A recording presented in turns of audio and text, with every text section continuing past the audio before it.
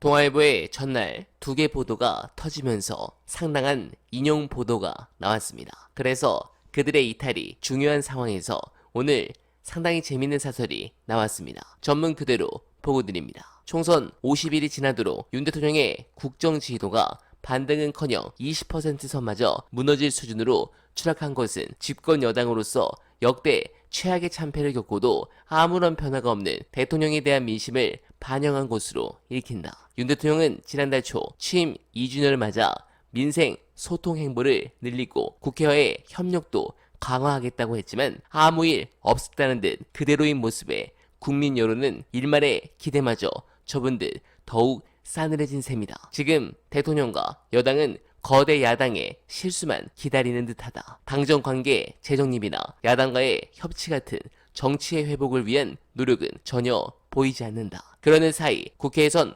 압도적 다수를 차지한 야당의 시간이 시작됐다. 그런데도 여권은 한가하기만 하다. 윤 대통령 말대로 스스로 먼저 변화해야 한다. 그 변화를 통해 국정 동력을 회복하지 않고선 모든 게 제자리 걸음일 뿐이다. 네, 야당의 시간, 사실상 이재명의 시간인데 이렇게 보통 사설로 때리고 그 다음 스트레이트 보도가 나오면서 언론들이 등을 돌리기 시작하면 지지율이 더 빠질 겁니다. 그리고 이 지지율이 빠질 소식 영상 보시고 이어가 보겠습니다.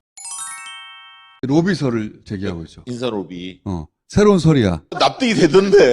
들어보니까. 인사 로비설에 대해서 어떻게 생각하십니까? 여러 가지 설이 있는 것으로 알고 있습니다. 여러 가지 설이. 그러니까 로비가 들어갔다. 근데 웬만한 로비였으면 대통령이 이렇게 했을까? 그 로비의 루트에 누가 있었을까? 뭐 이런 소리예요. 만약에 밝혀진다면 조만간 나오지 않겠습니까? 왜냐면 이해할 수 없잖아요. 대통령한테 사단장은 무수한 군인들 중에 하나일 뿐이에요. 그 다음에 이제 최근 또 나오는 게 이제 대통령하고 사단장하고 휴가 기간이 만났다. 휴가 기간이 겹친다? 하필 대통령이 휴가 간 그 저도라는 곳의 경비를 지금 문제가 된 그 사단, 1사단이 그 경비를 맡았어요. 그래서 사단장이 거기 간 거를 봤다는 사람이 있다더라. 저는 믿지 않아요. 좀 위험해요. 김기현 변호사도 지금 위험한 영역에 와 있어요, 지금. 보통은 이 정도 되면은 뭐 저도에서 만났다거나 뭐 이런 얘기가 나오면 이 정권에서는 허위다 하면서 이제 그렇죠. 막 고소고발하고 막 그렇죠. 이렇게 쑥쑥 들어오잖아요. 조용해. 조용해. 수상해. 믿나 본데?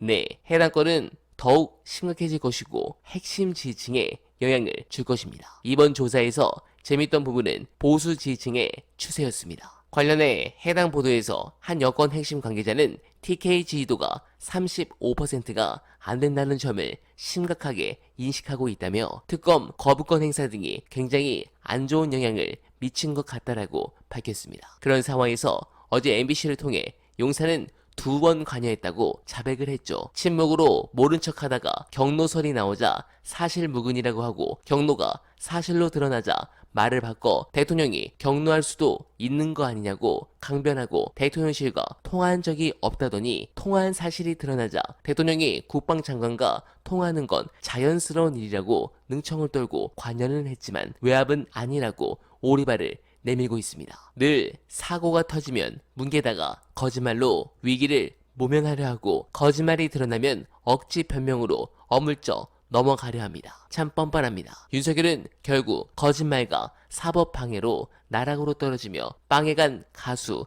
김호중의 절차를 밟게 될 겁니다. 오히려 훨씬 더 무거운 죄로 역사에 오래 남아 처절하게 추락하길 간절하게 바라면서 어나바는 오늘도 최선을 다하겠습니다. 여러분 고맙습니다.